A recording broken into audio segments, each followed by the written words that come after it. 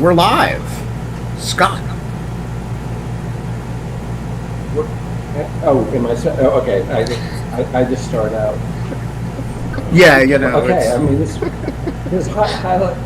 is highly non-standard for the person to say we're live and then just stop. So just keeping you on your toes, dude. Okay. Oh, and we're live. It is. What is it? It's Wednesday, right? It is Wednesday, July 14th, 2021, 5:02 p.m. And we're not allowed to have fun anymore. But we can have amazing guests from all over the world. And you're beaming in from what part of the world, Jonathan? Well, normally I'd be beaming in from Oxford in the UK, but actually I'm beaming in from New York, so maybe not that far. I don't know if that's less exciting, but if you called me last week, it makes it far less exciting. I apologize. I'm sorry. So Jonathan is an amazing sociologist. He is. Let me just introduce him with his formal title. He is the director of the Human Cybercriminal Project in the Department of Sociology. He's also, what does it mean, a non-stipendiary research fellow? It means they don't pay you. It's just it's a title that they give you because it's nice to give you, but you're not employed by them. I see, but they really got to stick it to you.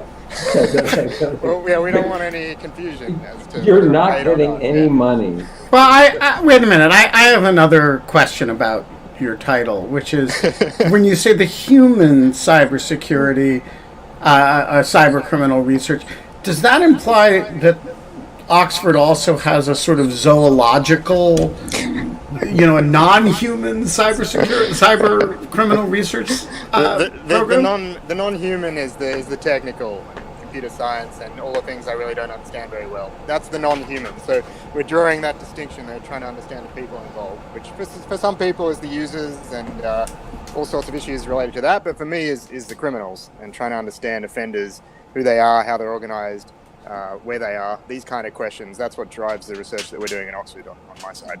Gotcha. Hey friends, I'm so out of practice that I forgot we bring a drink to these things. I literally just signed off an email and signed on here. So if you'll excuse me for a moment, I know you can kick me off now, Scott, if you want. I mean, it's not too late. You haven't even announced me. It's a good opportunity to remind people that Lisa Page exists and that she's co-hosting today. That's right. That's right. Yeah. So that's true. Why don't you go get your drink? Jono, do you have a drink? I have 2 drinks, actually. I don't know if that counts, so that's too much. No, if you're in the same room, you would have bailed me out. We didn't play well enough. Okay. All right, I will be back. Okay, cool. And also, you're Australian, so. What does that mean in this context? But I would just say you don't shy from. From the alcohol stuff. Yeah, I mean, it's a stereotype, but I don't know if I fit so well with the stereotype. So it's I'm actually drinking tea, if you really want the full story. So I'll apologize for that as well. Okay. So I wanted to say, I want to jump right into this because what you just said about focusing on the human side of the cyber criminal industry is super important for your work. I mean, it is the main focus of your work, and I would love for you to describe what it is that you do. I met you, I think it was 2 years ago at Black Hat, and you were speaking about whether the mafia was going to take over the cybercrime, and that was such an interesting talk. And then I had met you, and I kind of heard the amazing research that you've done. So why don't you tell everyone what you did for the research for this book, which I'll put in the chat that's a link called the Industry of Anonymity. Yeah, well, firstly, thank you very much for the kind words. But in terms of the book, as Scott mentioned at the beginning, I'm a sociologist, and it connects with the idea that I study people. In this case, the people are the cyber criminals. And what I did was, for a 7-year period, travel around the world. I went to 20 different countries, interviewed almost 250 people from a range of different backgrounds. So people from law enforcement backgrounds, people from the cybersecurity industry, and then also former cyber criminals as well, who are some of the most useful kind of sources in terms of information. And what I was trying to do was really two things. One was draw a picture of what the kind of cybercriminal underground really looked like, because when I started this, which was almost a decade ago, we didn't really know much. If someone just said, how does this work? There was a lot of questions. So there's still some questions, but we know a little bit more than we did back then. And the other part that really fascinated me was, as I kind of developed this research and got further into it, what I began with was kind of an area that people thought of a lot of lone wolves involved in this. You get these sort of individual hackers. The stereotype is the kid in the basement of their parents' house, this kind of thing. And over time, what I saw was much more complex structures, that this was highly organized, it's much more sophisticated, and I began to realize it looked much more like an industry. It just happened to be an illicit industry. So what they were doing was very similar things to what you'd see in the tech sector or in other industries, but they were doing this for criminal gain. And that's what began to fascinate me, because the core of that is how did they do this? How do a group of people that you think would operate alone, because they're all anonymous, they're operating ostensibly online, they have to partner with other criminals. There's a lot of trust problems involved here. And so I spent really a huge number of those years trying to answer that puzzle of how do these people work together. And so, as I mentioned, this took me to a whole range of different countries. I didn't just go anywhere. I did at the start, actually. I can explain more about that later. But I began to identify what I thought were hotspots of cybercrime and make sure that I went there. So I went to Russia, I went to Ukraine, went to Romania, to Nigeria, to China, Brazil, and a number of other locations, trying to understand what cybercrime looked like on the ground. So we think about it as this kind of virtual phenomenon, but actually, like, where are the people? Can I go to where the people are? And see what life is like there and how that's feeding into this. So in a sense, I was trying to get behind the kind of veil of anonymity and see what the kind of real world structures behind it were. And that's really what drove this research and why it took me so long as well. So what do the real world structures look like? So it's two parts to that. There's really the online part and there's the offline part. So the online part, it looks a lot like traditional business, but traditional business that is obviously under threat from a higher power, so to speak. So this is, law enforcement, others trying to take them out at various points, cybersecurity industry. But in a sense, what they've done is organize themselves into the type of structures that we'd expect to see in other areas of economics. They're really just very traditional economic ideas. We see markets, so they have large online marketplaces where they trade, which, we've probably seen numbers of media reports and other types of discussions of those.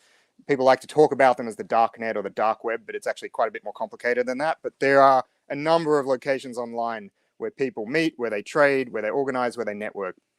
Then we see groups that are these operational groups that I think really some of them look like firms in a kind of traditional sense. They're businesses, they're almost like companies in some respects. And they're the ones who are actually carrying out various types of cybercrime. And then you see networks that are kind of a combination of these elements, where you see different types of entities working together that maybe are allied together on a more short-term basis or a more tenuous basis. And so the online looks a little bit like that. You have marketplaces, you have these other groups, these other structures. But the offline world is a separate space in terms of all those people who have that online world that they're a part of and engage with. They also exist somewhere else offline. And that offline world is very important in terms of their background coming into this, so who they are, what skills they have, what's their educational background like, what's their motivation, what drives them. But it's also important when we start to think about, are there certain locations that are not only good at producing cyber criminals, but also harbor them in some sense? That it's a fertile ground to be a cyber criminal because due to corruption or law enforcement, a lack of capacity in certain locations, it's really a good place to be. And a lot of them, and this was one of the most surprising findings that I had as I went on this kind of 7-year journey, a lot of them appeared to know each other in person. So as much as we think about this as an online endeavor, and that is part of this, there's certain cyber criminals who only work with others online, but there's a number that actually they will choose to work with people either that they knew already, or they may meet online and then want to meet offline as a kind of trust building exercise. And so once that occurs, you need some form of protection of a kind in the offline world. You need to feel safe either through the methods and the tactics that you're using to keep you safe, or you need to feel that you have the protection of others from arrest or from, in other cases, being messed with by other types of criminals. So that's really the elements, and that connects with the kind of black hat talk Scott was talking about. Is the mafia taking over cybercrime? That's that kind of angle as well, hidden off there. Jonathan, I'm curious about the networks you described and how much coordination there is between cyber criminals and how those networks are formed. In particular, whether they form around types of cybercrime, or certainly, I've always been familiar with services for hire, right? Like, this dude runs a botnet, he can get you, the anonymity you need, or the VPNs you need, or whatever the case may be. But other than the services for hire, what kind of real coordination is there, and does it organize around a type of criminal activity? Yeah, so the service point is a good topic of discussion, because particularly in law enforcement circles, this idea of crime as a service has gained a lot of traction in different parts of the world. And it's kind of this idea that we have all these kind of atomized actors floating around. They sort of pop up and they're like, oh, I need your help with this. It's a one-off transaction. I move on with my life and that's it. And there are certainly examples of that. But what we really see is more than that. We're seeing people form longer-term relationships. So instead of just, well, I'm just going to deal with you in a one-off transaction, actually, let's keep working over a consistent period of time. And in the most extreme cases, if they feel like this is a very good relationship, they're going to become part of the same firm, the same company, so to speak. Well, let's actually just do this together. We're going to be part of the same team. Some of them call themselves teams, projects. And so this is the kind of idea of, you've got a skill set. It's easier for me to work with you than to consistently go to the marketplace and try and find someone who can provide this for me. And so you see these structures forming. They still interact externally with others from time to time. They might still work with freelancers as they need to.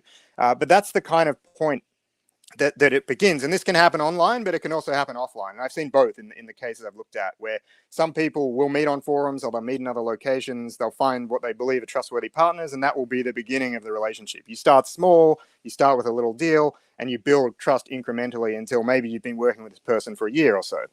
The other way is, as I mentioned, some of these people know each other in person. So they're going to work with people that they know in the local neighborhood, maybe they went to school with or university. It's probably not that dissimilar to kind of a startup type culture, where it's like, these are people, they're smart, I trust them, we'll work together. And so that's the kind of the way this occurs. In terms of, are there specific types of cybercrime that are kind of the heart, in a sense? Over the years, people have suggested different types, botnets, malware. There's definitely certain things that are central, but the more you look at it, it's this huge web that's interconnected, and everything feeds into everything else, and then sometimes feeds back again. So, in a sense, I wouldn't say it's easy to define. This is the one point. This is the one weak point. If we take out, all the botnets, which actually is impossible anyway, but if we tried to do it, that's just going to solve the problem. There will be other elements that are dependent on botnets. They'll realign. There's a constant realignment in cybercrime. But ultimately, I'd say that the structure is a giant web. It's a giant network that's connected in different respects. And all these elements are really not so much if we just call it crime as a service, but in broader terms, this is just specialization. This is just purely people get good at one thing or two things. They can change over the course of their career if they evolve into different areas. Certain avenues shut down or become more or less profitable. And over time, they will become known for something. And that's the point at which, they can be the person that people come to for that particular skill, which can be a service or it could be something else. And so that's the kind of, it's a moving structure, and it's one it's actually an enormous network, in my view, is the kind of one way of looking at it. So, no, go ahead, Lisa. Sorry. Oh, sorry. I'm totally fascinated about the actual people you interviewed, but did you find them to be sort of just exclusively interested in crime? Were they ever nation state oriented, or just, we're opportunistic and we want to make money and this is how we decided to do it? Yeah, so I drew a fairly hard line on the nation state stuff, and there was a strong reason for that in terms of my data collection, which is when you're physically on the ground in Russia or China or a number of other locations, collecting data by interviewing people is dangerous, not just for myself, but also the interview subject. So I drew a very, very strong line that I didn't want to get involved with that, and I didn't really want to hear about it, to be honest. And I know people are kind of fascinated by the connection and the potential connection. There is certainly, I think, a lot of stuff out there in the public record where you can think about these types of connections, but it's not something that I could draw on from my research, because I actually ran from it as a tactical move for the protection of myself, my participants, and the research. So that was the kind of that was the core of really just focusing on professional, profit-driven, financially motivated cyber criminals. Now, the crossover that I did see actually in certain parts of the world was some people were not just doing crime, they were also doing business, right? So they're trying to make money. And to me, we can maybe talk about this later, that's the big tragedy of cybercrime, is really that you have some very, very capable people, sometimes highly educated people, we're talking about multiple degrees in certain cases, who instead of being able to channel this ability into the legitimate tech industry or elsewhere, they're being forced through a lack of opportunity to channel it into other avenues. And so what I saw in certain cases was some individuals trying to do legitimate businesses, so trying to do legitimate startups and other businesses. But then at the same time, with those opportunities not really working out for them, moving to the criminal side where they could sort of move much more quickly in terms of gaining profit. So that's the blur that I saw. I didn't look for the nation state blur for the reasons I discussed. So I want to ask you about some of the personalities that you just alluded to. In my experience, criminal organizations consist of two types of people, broadly speaking, and there's 100 subdivisions, but one is people who are basically criminals and who are looking for, for stuff to do. And, they'll do the numbers racket if it's Tuesday, and the murder for hire if it's Wednesday, and the second group are, technical people, professionals who drift into crime kind of because, that's where the money is, but they're not, they more find themselves there than, like, there's a lot of what's a nice boy like you doing in a place like this with them. And my question is, when you find these firms, are these firms like any other organized crime outfit? That is to say, they are professional criminals, and they've found a cool platform, just like, Scott terrorizes, Lower Manhattan. These guys terrorize, excuse me, these guys terrorize cyberspace. Or are these people who, MIT just kind of didn't work out, and so they kind of drifted into this? Yeah, so I think the distinction there that you lay out, we probably see something similar in cyber, but it might be there might be a few more categories. So I view it as well. Also, I should say it's very complicated, because when you're talking about different countries in the world, there's very different systems in place. There's very different opportunities in place. So the kind of profile of someone who enters this from, say, the US or the UK is going to be quite different from the profile who enters this from the Ukraine or Russia or Nigeria or Romania, for that matter. So in sort of Western countries, I'd say often we see two, maybe three types of people. One is the straight up criminal, who would be any other type of criminal. And particularly you see them involved in some of the less technical stuff, more on what they call cashing out, which is sort of the moving the virtual gains into physical or monetary ones. And so there's a natural point at which you can enter if you have a kind of skill set around that. So that's one point, is just those sort of straight up criminals entering because there's opportunity to move in that direction. The second one's like a blurred category, which is these are people who they're not super technical, but they're a little bit technical. And I think for them, sometimes the anonymity of the internet is a nice incentive for them, that they might carry out this type of fraud or this type of crime online, but they wouldn't necessarily want to do it at a street level. So they're not a superstar in terms of the technical stuff, but they're not going to go out there and do street level fraud or get involved in violent crime or anything like this.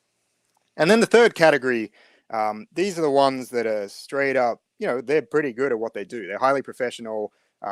And I'd say that they're professional. Some of them are professional, but not super technical, but they're just really good at managing, right? So they're very good at organization. They're like an entrepreneur, effectively, a tech entrepreneur. And the other category is the programmers, the coders, these types of people. And I think for them, both those two categories to a degree, in a lot of cases, we're seeing those more in Eastern Europe. We're seeing those more in parts of the world where there's not a lot of opportunity. We're going to see less of those two types of people in the US, in the UK. We're going to see more the kind of the people who want the safety of the internet, and then the conventional criminals. There are others who I think for different reasons end up there in terms of they're interested in hacking or they're interested in different things, and over time it draws them in the wrong direction. But I think the profile often is different. You're going to see less college educated people in that pathway in the US, for instance. You're going to see people who end up in crime. They might not have ended up in conventional crime, but they end up in cybercrime for one reason or another. But to me, that's a very, very different profile to what you see in other parts of the world, where a lot of this is opportunity based.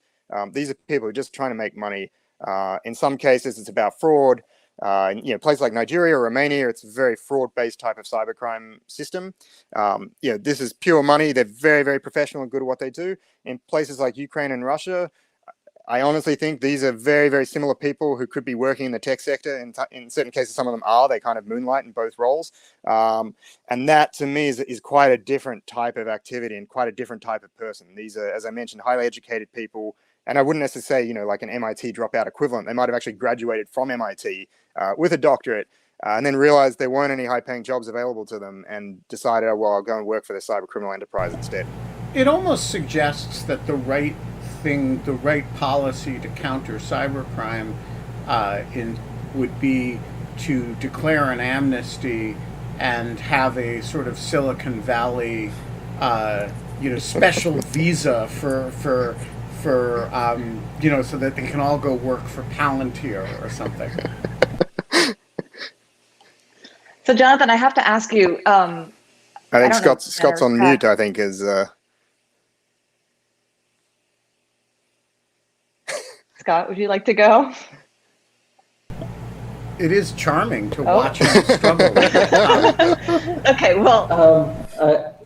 So I would just say that Jonathan did publish said piece in the New York Times, was it 2 years ago, under almost exactly that headline, the Silicon Valley of cybercrime. Criminal Silicon Valley, yeah.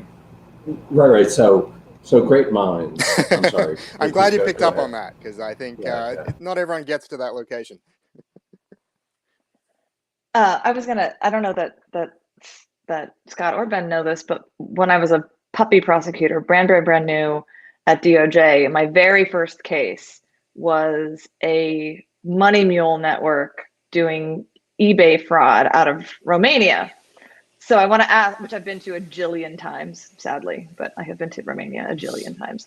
That was 2006. It's quite some time ago. Is Remniku Valcha still like going strong as a cybercrime base? Like what's new in Romania? I'm totally curious. Yeah, well, I mean, Remniku Valcha is actually a beautiful place. I've been there twice. You can find articles online if people are interested. There was an article called Hackerville, I think it was in Wired magazine, quite a few years ago now. It shouldn't really be called Hackerville. It should be called Fraudville, because what they do is this eBay type fraud. It's online auction fraud.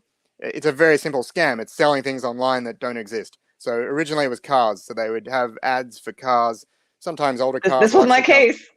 They're all the same. So your case is the same as everyone else's case, which is interesting, right? Because of the trend lines are so strong there.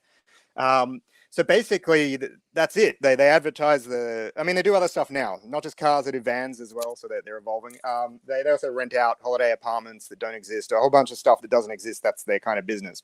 And so that's the scam. They offer the sale, you purchase it, and then there's nothing. So you paid your money, you don't get anything in return. Now, it's had to evolve over certain years as different countermeasures have been put in place in terms of, how the payments are done and escrow systems and all sorts of stuff. But it's still working on various platforms. And last time I checked, which was a couple of years ago now, Remniku Valcha was still a hub for this. There are a number of others throughout Romania, which gets to the point about the kind of geographical nature of cybercrime, which is it appears to have concentrations not just in certain countries, but actually in certain regions, or in that case, a town. within that country. And that to me is really fascinating. And it speaks, I think, to this idea about innovation, and not in this case just technical innovation, but the idea of, you find people locally that you trust. Information spreads very quickly through those types of networks, goes neighbor to neighbor, from schoolmate to schoolmate. And then ultimately you have a community of people who are schooled in this particular methodology of committing fraud. And so I said it's very low tech, but it's actually quite sophisticated how it's evolved over time in terms of, they're strategic and tactical rather, and they kind of move apartments very regularly to protect themselves from law enforcement. They've developed scripts so that people can save time when they're trying to defraud people, that you just go through the script rather than having to kind of deal with the conversation yourself. And then there's a whole system of bringing the money back, which you mentioned, this money mule network, which they called arrows in their approach. And that's itself a whole skill set of how do you get the money back, traditionally done through Western Union and some of these other things. Then they're looking at moving through bank accounts. I've seen it move through car doors, through ports, all sorts of things. And that is, you're then seeing the intersection, talking about intersection with traditional forms of crime. You always see the split across pretty much every type of cybercrime. One is the business side, which can be more technical or it can be less technical. It can just be some type of fraud, or it can be very complex tech stuff.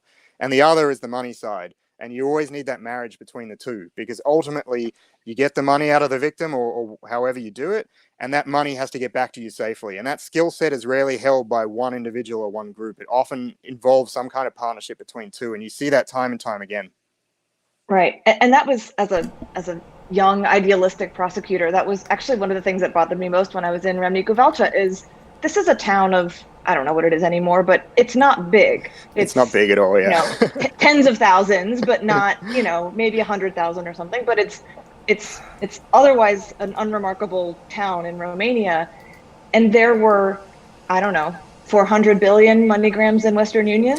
Like, the complicity of the money movement, the money transfer people was always bothersome to me, right? Because you have these towns which have absolutely no industry other than like the local casino, the grocery store, and cybercrime.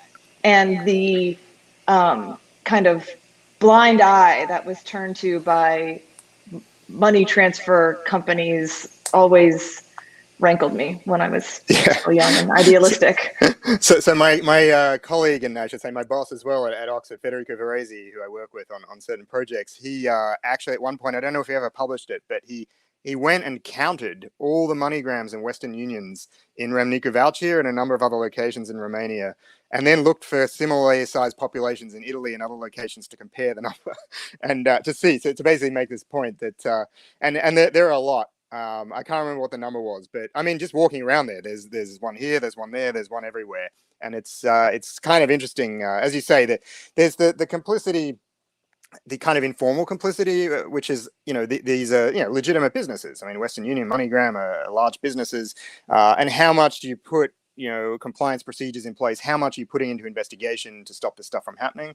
And then there's the other stuff, which is more of the underside of it, which is the support of the local community, sometimes the support of corrupt law enforcement or corrupt politicians. And that's something where it's not just, accidentally we didn't see this, or we don't have the resources to look at this issue, or sometimes things slip through. That's a matter of, okay, yes, we're part of this, we're being paid to provide protection, and that's what we do to support this enterprise. So, sorry, go ahead, Scott. No. I spent a lot of time a few years ago studying sextortion rackets, and I looked at it not from the point of view of organized activity, but from, mostly from the point of view of trying to count victims, actually, and count fact patterns.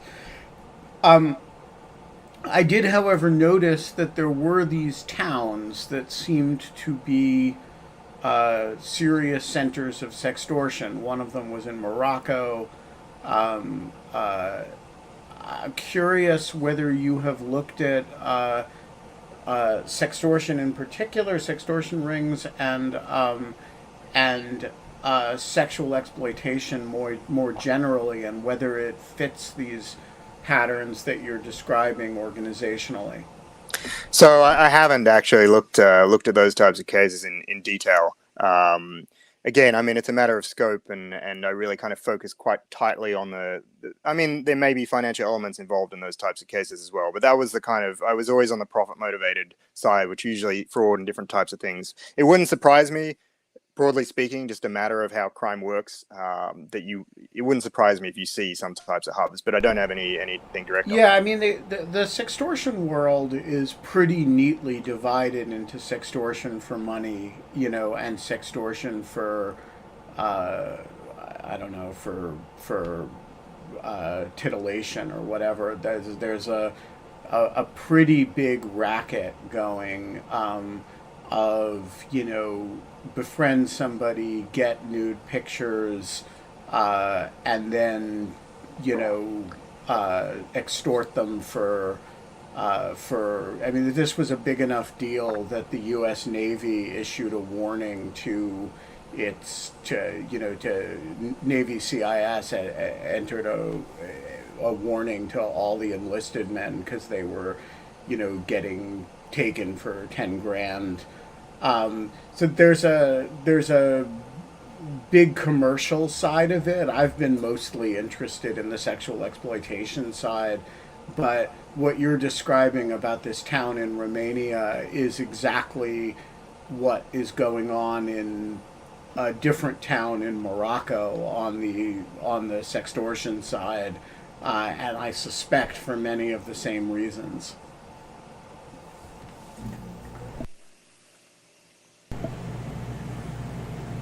Scott.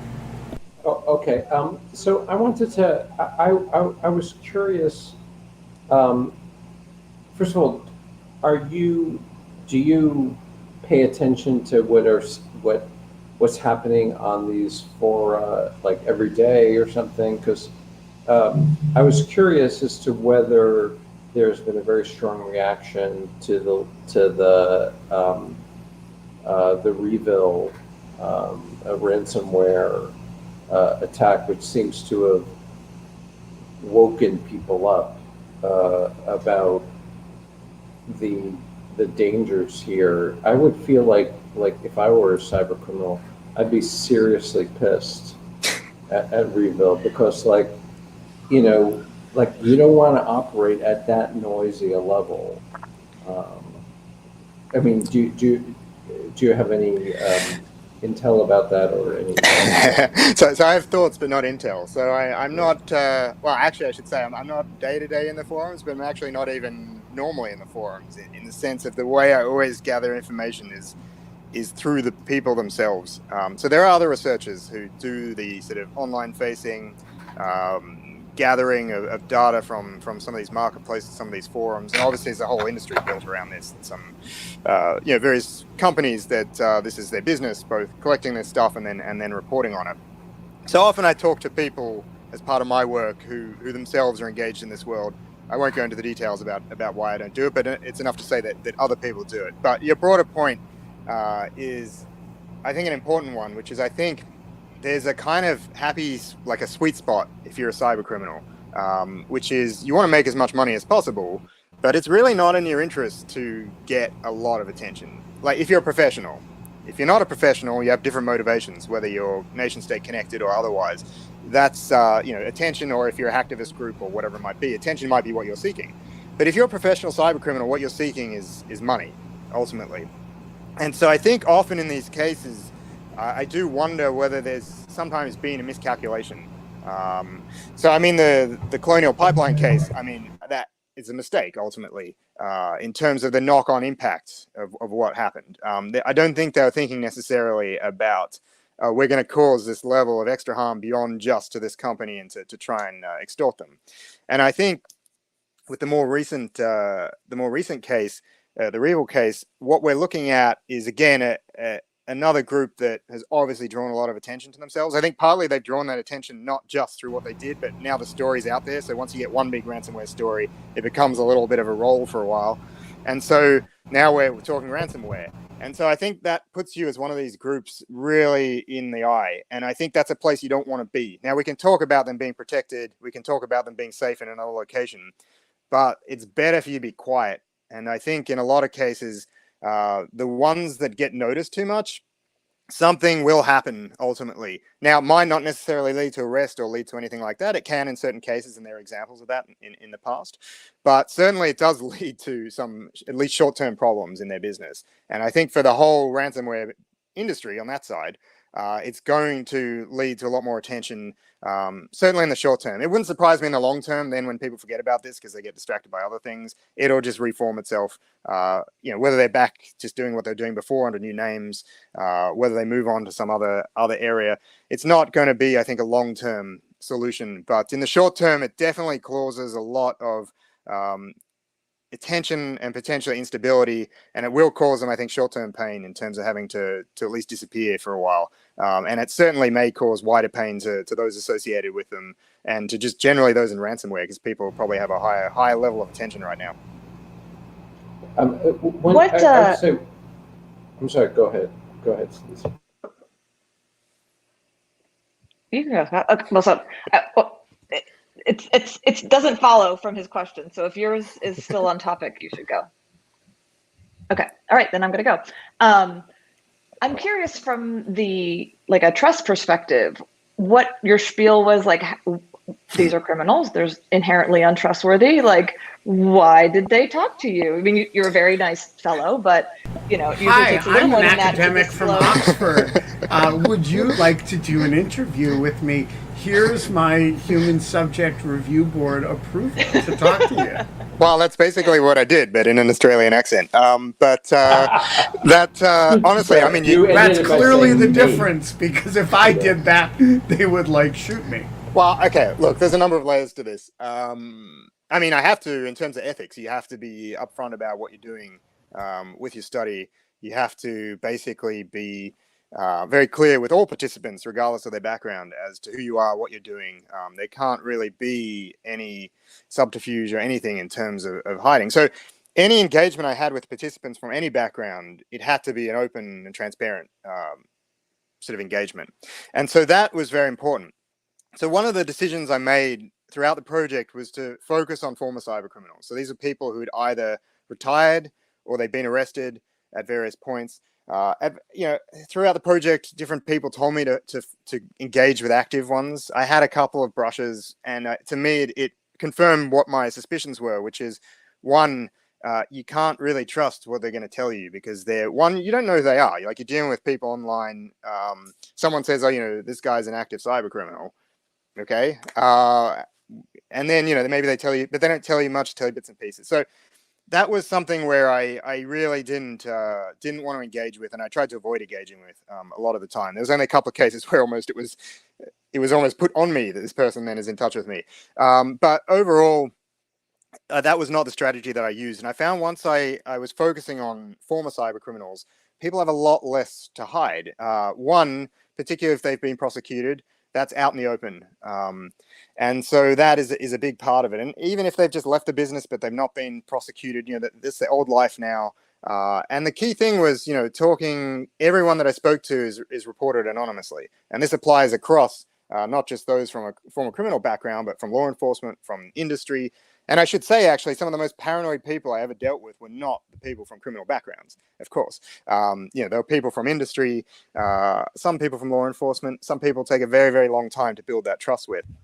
So the short answer to how do you build trust is, and this is the answer in my book as well, how do cybercriminals build trust? Time matters a lot. How much you invest in something. I spent 7 years on this. And when I started, I can't even remember how old I was, but I knew absolutely nothing about cybercrime, and I didn't know anyone in cybercrime in any respect. And so what I did was basically over time, just build up contacts. And a lot of this was just what we call purposive sampling, which is, I have a kind of list of inclusion criteria, I go looking for people.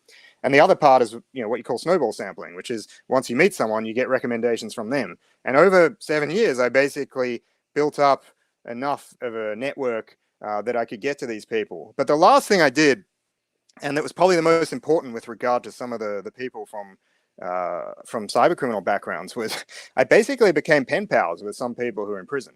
And this was actually some of the most useful information that I got, because what we're talking about in this case was people who had been prosecuted. So I was very clear. I wanted to talk to them about what they'd been prosecuted for. I didn't want to talk to them about other issues. But yeah, they were actually very kind of keen to talk in some sense, because often they're in prison, they're quite bored, and there's not a lot of people they could talk to about their interests, and their interests are cyber, right? And so here I was coming as an outsider, offering them an avenue to talk and to share their story.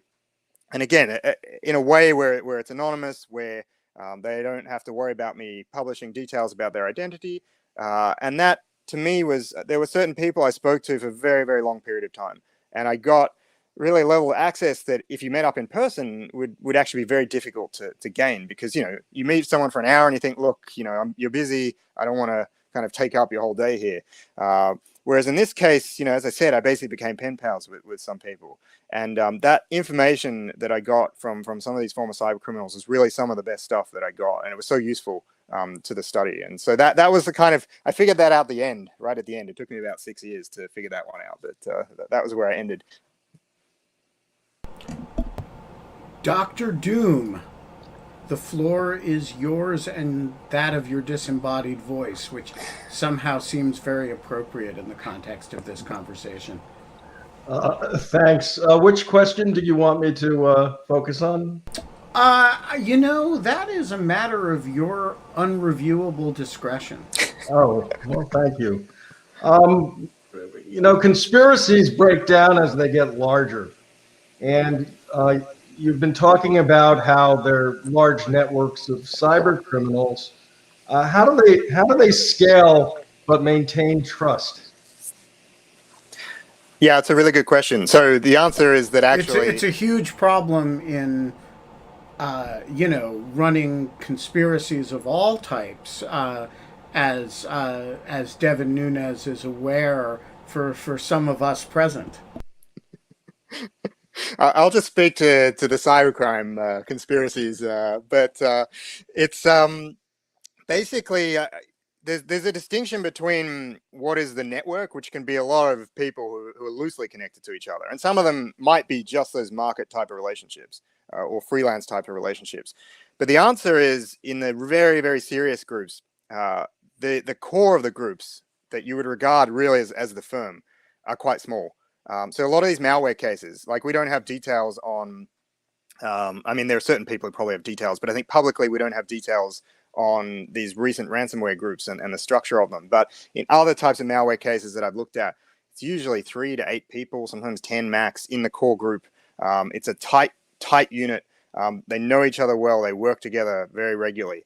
And so the reason for that is the trust point, I think, that smaller groups, we know this theoretically in a whole bunch of different fields, that smaller groups operate much more effectively. And as soon as you start to scale up, you run into trouble. The only larger organizations I've seen are generally offline ones. And that is because they start to basically look like offline tech companies. And so I'm talking about tech companies that have physical office space. So some of the well-known examples, historically, there was, before the whole cryptocurrency thing, there was a virtual currency called Liberty Reserve, which operated out of a business park in Costa Rica. This business park had like Hewlett Packard, had, I think, Western Union, had a number of, legit, well-known companies, and that was their local presence. And next to that, you have this 50-person startup that provides a virtual currency service primarily to criminals online. And so that, they are effectively just a company. It's just that their customer base is a criminal one. And you see that sometimes with certain hosting platforms that provide bulletproof hosting for criminal enterprises. They will look like a hosting company. They will have office space in a lot of cases. And so you see that you need almost, I think, the offline dimension for them to feel safe scaling up. But you also need them to have kind of the appearance of legitimacy, that in a sense, they're not saying, oh, we're a cyber criminal business, and they don't have that on the door. They have on the door that they're a tech business, and they just happen to be doing stuff. And we've actually seen certain cases of companies that started out as legitimate businesses and then kind of evolved into providing services to cyber criminals. And that's a natural thing. Just does that reflect their self-image? I mean, when you talk to them, is the tech company startup thing just kind of a ruse that they know is, or are they kidding themselves and they think, oh no, we're just a digital currency, we don't ask questions about who our clients are? Are they how self-aware and how self-delusional are they about the nature of the firms that they're running? Yeah. So in that case, I'm not sure on the specifics as to what they're thinking, but I think from memory, the people involved in that, if you look at, there's indictments and a bunch of public information on it, I think they'd had a kind of broader history of connection to other types of criminal activities. And I suspect that they probably had some idea that they're involved in different types of fraudulent activity. So that's clear. In terms of the ones that are more, let's say in Eastern Europe, who are doing a lot of this stuff, whether it's malware, whether it's some of the hosting stuff as well, I think they genuinely view themselves as a type of entrepreneur or as people working in a business. And this is just the way that they have to make money. And I think I've talked to people both who are in and also ones who got out, i.e. that they've got good jobs in different parts of the world and that they were able to use their skill set for positive ends. And they'll also talk about, this idea that basically it's all about opportunity. And so what these people are really getting stuck in is a lack of opportunity. And so when they say they're in business, I think they probably know that they're doing things that are illegal and that are certainly not liked in certain parts of the world. But at the same time, what they really think they're doing is just making money. And that's what they're all about. And I think that means that connection is, I think, more of a genuine one in parts of Eastern Europe than it is in other parts of the world.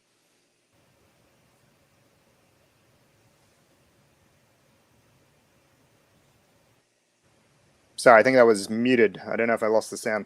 You were muted, Ben. Yeah. Mike Larkey, the floor is yours. I thought I read your lips. I didn't want to presume, though. So I guess my question follows what you were just talking about. So do people in cybercrime see their industry as less risky than other criminal enterprises, like because it's complex and new?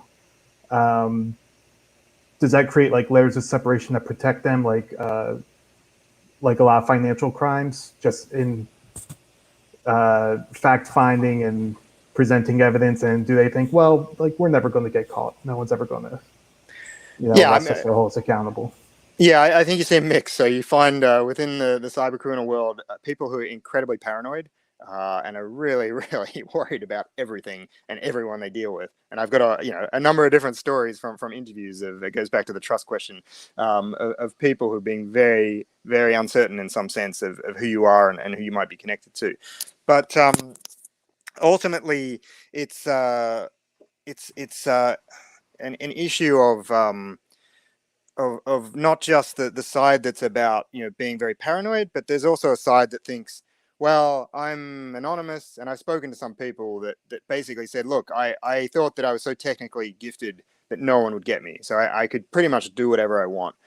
In other parts of the world, it's like, well, I'm located in this particular country, so even if people find me, they're not going to get me, so it doesn't make a difference. So I think there's, like anything, there's complexity, there's different angles to it. There's some people who are very aware of the threat, and they talk about this threat publicly, and they take actions to protect themselves. And then there's others who feel pretty secure, and I think there's a mix in the community. Paula, the floor is yours.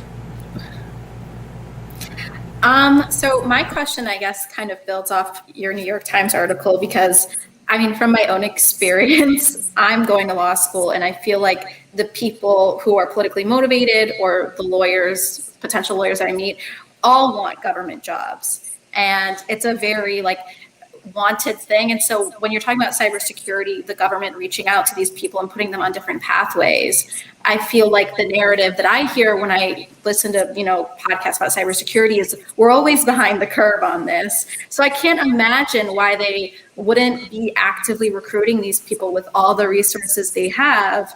And also on the side of these cybersecurity criminals, if there's a different type of assumption about the role of government or their personal motivations, because for me, I don't understand why they wouldn't seek out those jobs, if that makes sense. No, it makes sense. So I think the question you raised is an interesting one, which is we're always talking about a skills shortage or a skills gap in cybersecurity. And then here we have potentially a talent pool to fill that gap. Now, it's complicated in the sense that, what we have is split. So you can look at some of the cyber criminal community and say the US as the example. and how suited they would be. And you hear certain stories about former cyber criminals who want to then go and work for the government, and they have a lot of difficulty doing that, obviously. And there might be pretty good reasons in certain cases.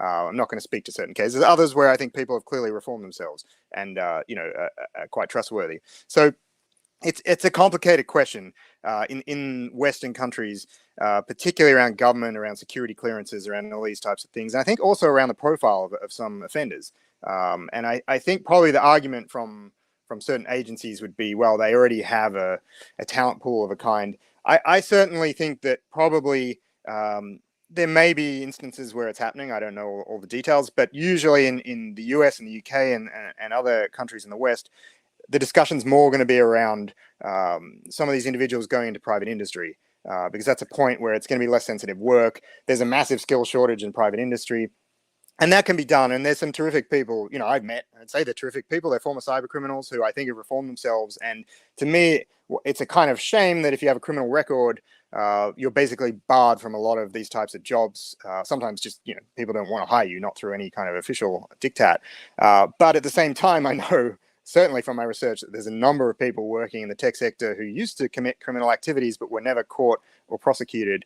And so they're working in these jobs, but others are not. And so to me, I think I worry about the recidivism angle. I worry about if you provide no opportunity whatsoever to people coming off prosecution, coming off prison terms, who've done their time, and there's no avenue for them to go forward. I think there's certainly a loss of ability there, a loss of capacity. And I think I worry about where you're pushing people. The other side is more complicated, which is people in countries around the world, huge amounts of talent in Russia and Ukraine and a number of areas.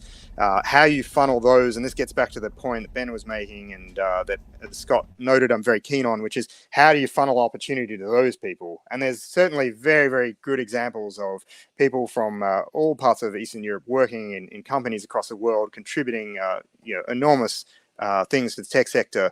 And I think that that's certainly an area people should be looking at. Not to say we're going to actively recruit cyber criminals, but to say there's a huge talent pool there without a lot of opportunity. Can we drive opportunity there in terms of provision of capital to entrepreneurs, or can we drive opportunity there in terms of employment opportunities? And is there a way of really recruiting some of these people to opportunities elsewhere, or providing greater opportunity where they are? Because ultimately, whoever you pull out of this, the less talent that we have being pulled into the cybercrime side is a win. That's more of a long-term solution than any of these sort of, hitting the whack-a-mole type of thing of dealing with the infrastructure or dealing with the individuals. If we can sort of stop the pipeline, that's a good thing. And that's even leaving aside the positive impact we can have from driving a lot of talent into some positive areas and driving them into jobs where they contribute legally. I agree with absolutely everything Jonathan said. And I want to add one point that I think is overlooked by people who are used to kind of calling their own shots and doing what they want, which is government has a lot of rules. And it is uncomfortably constraining to even assuming you could surmount all of the background and clearance and recidivism, and let's pretend that that's not a problem, because it is. You still have a person who is used to hacking as they please and doing what they want and buying the tools they need, or whatever the case may be. And none of that is possible in government, certainly not at the FBI, right? You are going to be up to your eyeballs in paperwork and justifications and approvals and waiting. And there's a real element, even among people at the Bureau, this I don't think I can really speak to with confidence, where we have the talent, we have the expertise, we've hired them, they're cleared, they're excellent. People get worn down, right? There is an element of inefficiency that in many instances is necessary, that is inconsistent with the kind of personality and lifestyle of someone who has these kinds of traits. The agency that ironically handles this really well is NSA, which is the weirdest. That's true, Ben, but they're also the ones who've had the most leaks. Okay, I'm at least recently. Which is the weirdest agency in the U.S. government to walk down the hall. It's 60% people in uniform, and probably 15% people with purple hair and weird piercings, and But that is a culture that developed over a very long period of time, and and look, just to give you an idea of how hard it is to mesh the culture that the culture of cyber whatever with the FBI culture. Lisa's boss once went up to Capitol Hill to ask for relief from marijuana rules in hiring, and Comey literally testified the more he wanted to hire somebody, the more likely they were in cyber, the more likely they were to be barred by previous pot rules. So that's the cultural gap we're talking about, and that's way antecedent to, did they used to work for a Romanian cybercrime gang? Richard Wattenbarger, the floor is yours. Hello. Hello. I have the dog today. So, indeed. You grazed on this topic a little bit. What does it take to get out of cybercrime? If you've been in these worlds, is this something that can be personally risky? Are you really putting your life on the line if you do this? Are you talking about me in particular, or are you talking about people who are criminals? Well, since you brought up yourself, you could add that to the question I was asking about the criminal side. Yeah. So, I mean, I should say that a lot of people were worried about my safety when I was doing this research, but thankfully, touch wood, I didn't have any issues in particular. In terms of, and it maybe ties into the answer to the question around the criminal side, which is there are some violent criminals involved in cybercrime, particularly when I talked about some of the criminals who would be involved in other types of crime, but they get involved in the money side of things because that's their kind of connects to their skill set. You do see examples of people who come from some violent backgrounds in terms of past criminal offenses, and sometimes the offenses they're committing in relation to cybercrime. Generally, the ones that are a little more tech orientated are not so violent. Some of them are. There's a couple. I encountered one or two that had that capability. But on the whole, I think it's a fairly anonymous industry. That's the point. So I think if you were trying to retire from a location where you knew everyone in person, maybe a little bit more difficult, but I don't think they're going to come after you. It's not like the mafia. There's no initiation ceremony. There's no sense that you're in this for life.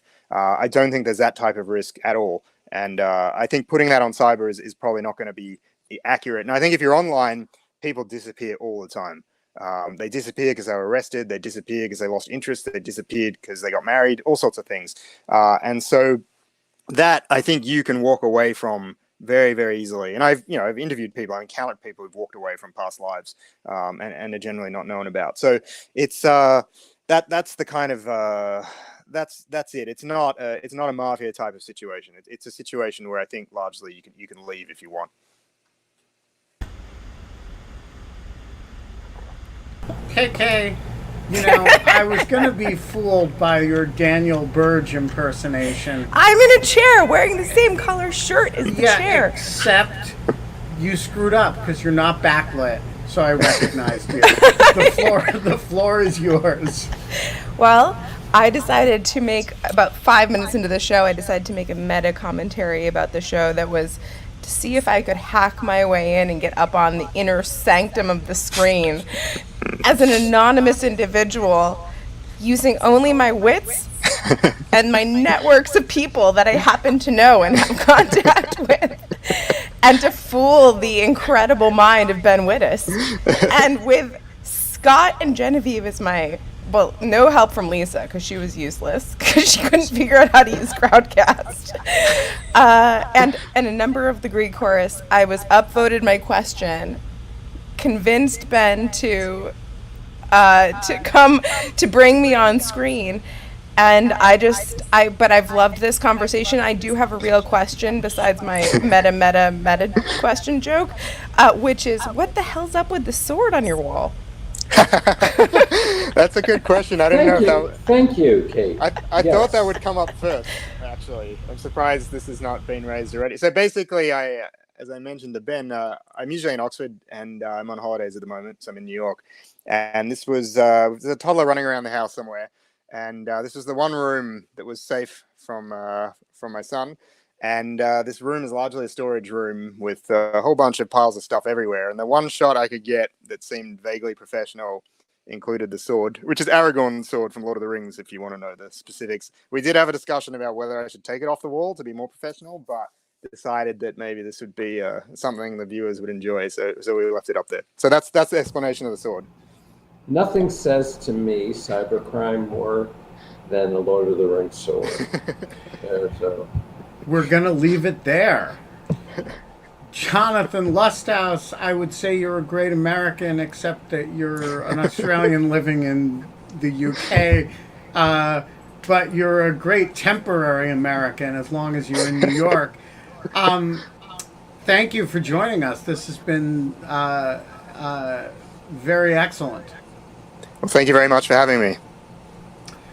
We will be back, folks, tomorrow. I am supposed to have a guest for tomorrow, and I don't yet. KK's may supersede me with an awesome guest. So we're going to just play this by ear. But anyway, whenever it happens, whoever it is, it will be 22 hours and 58 minutes from now. And until then, Lisa? We don't have fun anymore, but in lieu of fun, we have learning about cybercrime. Wow, that was well done. See you all later. It only took Kate like 8.5 months to get there. You know, she mocked my technical abilities, but I got her on something. But on the cognitive side, you really showed her. See you tomorrow.